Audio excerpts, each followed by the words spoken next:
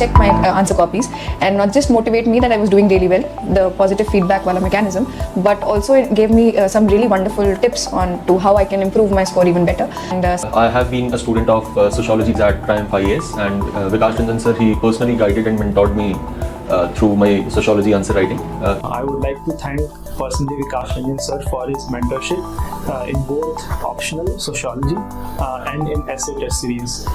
In this civil services examination also, sociology was my option after consistent guidance of Vikas Ranjan sir, and I scored this time 285 marks. I had sociology as optional. I had taken test series from Vikas Ranjan sir, and the feedback provided by sir for my test was very regular. And hello everyone, my name is Porvi Gupta and I have secured All India rank 230 in UPSC CSE 2023. This was my 4th attempt और ये मेरा second mains था, first interview था.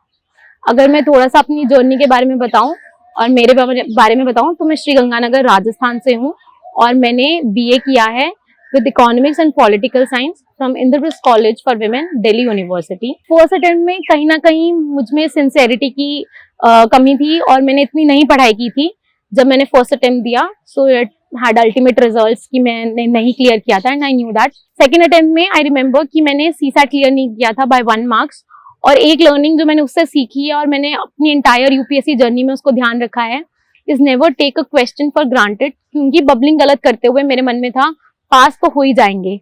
सो every question, every mark counts because ultimately that question was for 2.5 marks and I was just not able to clear by 1 marks.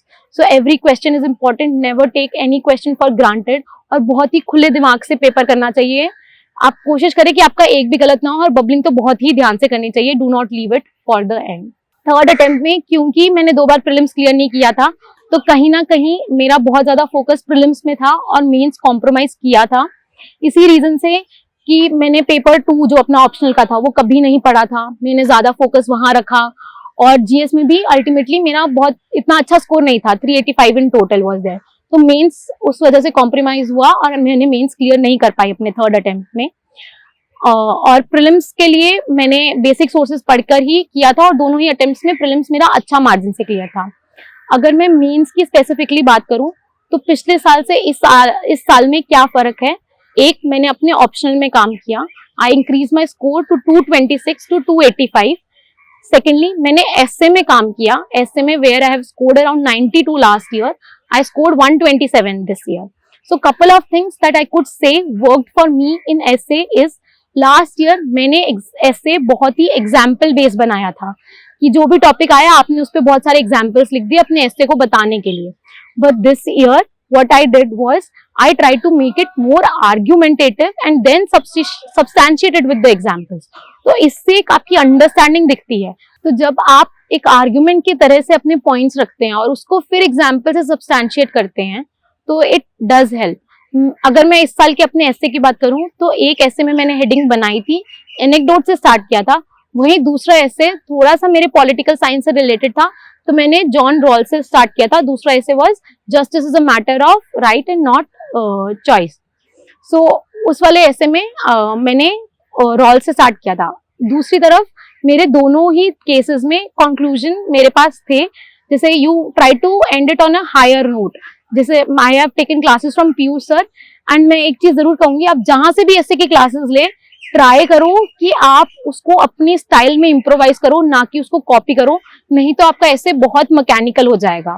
आप कुछ भी पढ़ो, किसी भी टॉपर की कॉपी पढ़ो, टॉपर की चीजें पढ़ो, लेकिन उसको अपने अंदर ऐसे इम्बाइब करो कि वो आपकी राइटिंग स्टाइल के साथ कॉम्प्लीमेंट करे, ना कि उसको चेंज करे. तभी एक नॉवेल्टी, एक यूनिकनेस आपके आंसर में दिखेगी. This is personally I feel that has worked for मी. तो ऐसे में मैंने डायमेंशंस खोले, आर्ग्यूमेंट्स बनाए और एक अच्छा कंक्लूजन, कुछ लाइंस जो मेरी रेडी थी उन्हीं के बेसिस पे मैंने कंक्लूजन ऐड करने की कोशिश करी. So these are 2 things that I think has worked for me in essay. Other area of improvement जो मुझे लगता है मेरे साथ हुआ इज स्पेशली GS3. मैंने काफी लो स्कोर किया था पिछली बार मेंस में, it was just 67 marks and this year I scored 85 which is a decent improvement. So for this I specifically used Shivan sir's classes और मुझे वो GS3 की क्लासेस काफी अच्छी लगी. इनफैक्ट उनका राइट स्मार्ट का जो कोर्स है जहाँ वो PYQ एनालाइज कराते हैं, मैंने वो पूरा तो नहीं देखा, लेकिन मैंने काफी जगहों पे देखा जो सब्जेक्ट्स मुझे लगता है जो वीक है। तो GS3 में भी मैंने काफी क्वेश्चंस जैसे एनवायरनमेंट के, इकोनॉमिक के, तो आप उसमें से मैंने आंसर राइटिंग प्रैक्टिस वहां से करी। सर का जो कोर्स है, वीडियोस और जो भी सर मटेरियल देते हैं, मुझे काफी कॉम्प्रिहेंसिव लगा। और मैंने और मेरी फ्रेंड ने उसने साथ में ही उसी से शॉर्ट नोट्स बनाए थे ताकि हम बार बार उसको रिवाइज कर सके। So ultimately from that also I had my own notes. तो आप कोशिश करें कि हर टॉपिक से आपके पास अपने खुद के नोट्स हो। GS3 थोड़ा सा कंटेंट हैवी होता है। लास्ट टाइम मेरी क्या गलती थी कि बस मैंने मेन 65 ऊपर से पढ़ लिया कि करंट अफेयर्स ओरिएंटेड होता है, आप लिख तो लेंगे, लिख तो सब लेंगे, लेकिन आपको अपने आंसर्स बेटर लिखने हैं और अच्छे लिखने हैं। This is where value addition works for you. तो GS3 में आप थोड़ी सी एक्स्ट्रा मेहनत करके, थोड़े फ्लो चार्ट डाल के, थोड़े प्रेजेंटेशन डाल के उसको बेटर कर सकते हैं। और मुझे तो कई जगहों पे आंसर्स लिखते हुए, मुझे जैसे AI बेस्ड जो आंसर आया था, मुझे तो सर की इतनी सारी चीजें और बातें एग्जाम लिखते हुए याद थी जब उन्होंने वीडियो में बताया या उनके नोट्स में जैसे लिखा हुआ था, मेरे नोट्स में जैसा लिखा हुआ था। So I was able to write it there. So it has really help me. तो आप अपने खुद के शॉर्ट नोट्स बनाएं हर टॉपिक पे और उन्हीं को रिवाइज करें, इसी से आपकी इंटरलिंकेज आएगी। Then work on second thing is value addition और उसकी इम्प्रूवमेंट। मैं धन्यवाद देना चाहता हूँ डेली नॉलेज ट्रैक की टीम का। इस चैनल ने मेरी काफ़ी मदद करी थी जब मैं प्रिपेयर कर रहा था। ये one of the sweet channels है इस पूरे इकोसिस्टम में जो आपकी बात को एडिट नहीं करता। आप यहाँ पे खुल के अपने टीचर्स के बारे में बोल सकते हो। मैंने राज राय सर का नाम लिया, मेरे सोशियोलॉजी के टीचर हैं। पीयूष सर का नाम लिया, वो मेरे एथिक्स के टीचर हैं। सुदर्शन सर का नाम लिया जिन्होंने मेंस को प्रिपेयर करना सिखाया। अगर कोई भी और प्लेटफॉर्म पे मैं बोलता था तो वो एडिट हो जाता था, और मैं जब लास्ट में अपनी वीडियो देखता था तो मुझे दुख होता था कि मैं अपने टीचर्स का नाम लिया भी और वो पब्लिश भी नहीं हुआ। तो मैं धन्यवाद देना चाहता हूँ इस टीम का, इस ब्यूटीफुल चैनल का, जो एस्पिरेंट्स को, सेलेक्टेड कैंडिडेट्स को अपनी बात को नेचुरली ऑनेस्टली रखने का एक मौका प्रदान करता है। एंड आई होप कि एक दिन आपको भी मौका मिले कि आप डेली नॉलेज ट्रैक की टीम के सामने यहाँ पे खड़े हों और आप अपनी यूनिक स्ट्रैटेजी बताएं और फेलो एस्पिरेंट्स की मदद करें। अभी मैं अपनी स्ट्रैटेजी शेयर करना चाहूंगी कि मैंने एग्जाम हॉल में अपना पेपर कैसे अटेम्प्ट किया, और जब मैं मॉक्स देती थी या पेपर लिखती थी तब भी मैं यही स्ट्रैटेजी से पेपर अटेम्प्ट करती थी यहाँ पर। तो सबसे पहले मैं इनिशियल 35 मिनट्स के अंदर फर्स्ट 5 क्वेश्चंस करती थी 10 मार्कर्स के, फिर मैं उसके बाद 15 मार्कर के सारे क्वेश्चंस करती थी 10 के 10, and then in the end I will do question number 6 to 10 which were 10 markers in the GS paper. However, I do feel that I could have attempted IR questions in GS2 first, as last में वो थोड़े से sacrifice हो गए थे। तो somewhere I will say कि आप थोड़ा सा अपना स्ट्रेंथ जरूर जाने और उस क्वेश्चंस को करने की कोशिश करें। ऐसा ही GS1 में आप सोसाइटी के क्वेश्चंस पहले कर सकते हैं, इट कुड हेल्प, लेकिन GS3 में स्ट्रिक्टली यही अगर मैंने फॉलो करी थी and I think it worked for मी। और GS2 और GS1 में आई कुड हैव चेंज, तो ये आप इस हिसाब से अपने आप को फ्लेक्सिबल बना सकते हैं। तो ऑप्शनल के लिए जो मेरी पेपर स्ट्रैटेजी रही थी वो ऐसे थी कि मैं पहले 5 क्वेश्चंस जो हैं 10 मार्कर्स के वो करती थी दोनों ही पेपर्स में। फर्स्ट क्वेश्चन जो है ABCDE, उसके बाद में बड़े वाले क्वेश्चंस 20, 15, 15 ऐसे ही तीनों क्वेश्चंस जो बड़े हैं वो करती थी पूरे।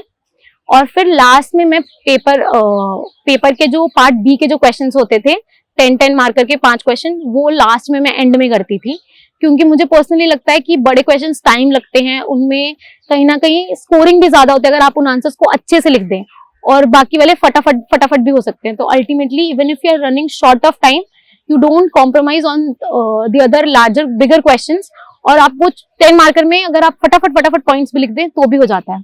एक और चीज, ऑप्शनल में अगर पॉइंटर्स की बात करें कि पॉइंट्स में आंसर लिख सकते कि नहीं लिख सकते, पर्सनली मैंने कुछ क्वेश्चंस में लिखा है जहां आपको लगे कि फ्लो नहीं आ पा रहा है, या फिर कुछ टॉपिक्स ऐसे है जैसे कंपैरेटिव पॉलिटिक्स की आपको एडवांटेजेस डिसएडवांटेजेस लिखनी है, तो आप वहां पर डेफिनेटली पॉइंट्स में लिख सकते हैं। Do not overdo it, try to make it different from GS, but आप इतना रिजिड भी ना हो कि आपको सब कुछ पैराग्राफ्स में ही लिखना है, हर जगह पैराग्राफ्स, या GS के साथ ये भी रिजिड ना हो कि आपको हर जगह पॉइंटर्स में ही लिखना है।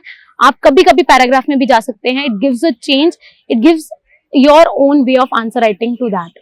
सो आप अपने हिसाब से लिखें उस चीज को। Thank you so much to DKT for this interview, as well as I have seen a lot of their interviews before. The strategy that people have shared has helped me, so I am very grateful, and I hope that what I have shared also helps you. Thank you.